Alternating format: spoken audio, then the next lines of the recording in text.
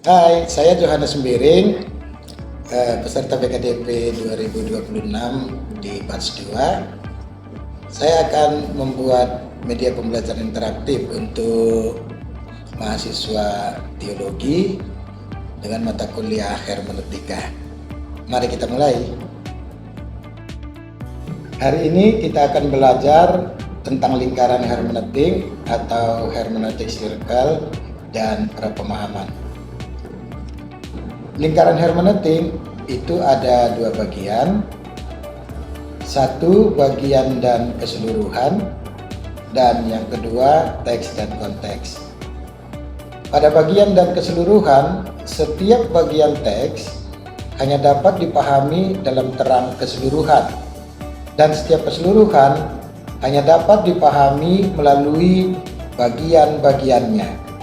Pemahaman bergerak secara spiral, bukan linear. Sedangkan dalam teks dan konteks, teks tidak berdiri sendiri, ia lahir dari konteks historis, budaya, dan teologis. Memahami teks berarti memahami dunia di balik teks tersebut. Hermeneutik spiral. Hermeneutik spiral adalah model interpretasi yang bergerak secara dinamis. Bukan melingkar tanpa arah, melainkan spiral menuju pemahaman yang semakin mendalam. Setiap putaran membawa pembaca lebih dekat kepada makna teks melalui dialog yang terus-menerus antara teks, konteks, dan pembaca. Proses ini mengakui bahwa pemahaman tidak bersifat final, melainkan terus berkembang seiring refleksi dan keterbukaan terhadap firman Tuhan. Sekarang kita ke prapemahaman.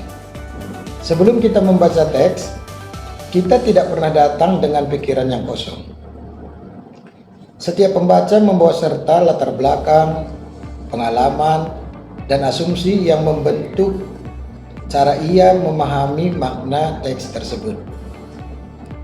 Konsep prapemahaman atau pre-understanding mengacu pada keseluruhan pengetahuan, keyakinan, dan prasangka yang kita bawa ke dalam proses interpretasi, bahkan sebelum teks berbicara kepada kita.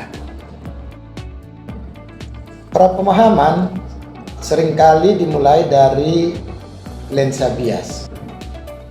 Lensa bias ada dua hal. Yang pertama, tradisi dan komunitas iman, sedangkan yang kedua, pengalaman dan asumsi teologis. Tradisi dan komunitas iman itu dilihat dari latar belakang gerejawi dan denominasional yang membentuk cara kita mendekati teks Alkitab. Hal itu menciptakan kacamata hermeneutis yang sering tidak kita sadari, namun selalu hadir dalam setiap penafsiran. Sedangkan pengalaman dan asumsi teologis adalah pengalaman hidup pribadi dan sistem teologi yang telah kita pelajari, yang turut mewarnai pemahaman kita. Nah, mengenali kedua elemen ini adalah langkah pertama menuju eksegesis yang lebih jujur dan yang bertanggung jawab. Setelah kita memahami fondasi teoritisnya hermeneutik, sekarang mari kita akan diskusikan satu studi kasus dalam Alkitab. Dari perikop Matius pasal 19 ayat 26, khususnya tentang frasa unta masuk lubang jarum.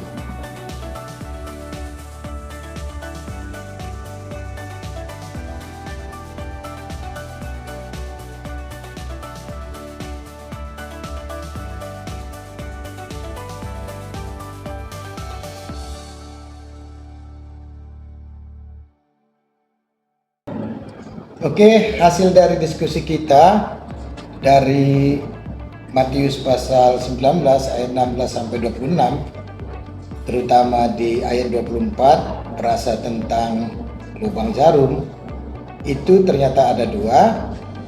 Yang pertama, mitos gerbang lubang jarum, dan yang kedua, pembacaan secara kontekstual.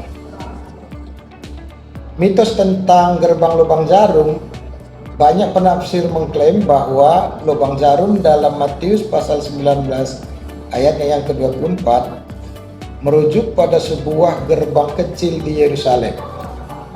Namun tidak ada bukti arkeologis atau historis yang mendukung keberadaan gerbang semacam itu pada abad pertama. Lalu yang kedua, secara kontekstual, Yesus menggunakan bahasa hiperbola yang dramatis. Unta melewati lubang jarum adalah untuk menegaskan betapa sulitnya kekayaan materi menjadi penghalang rohani.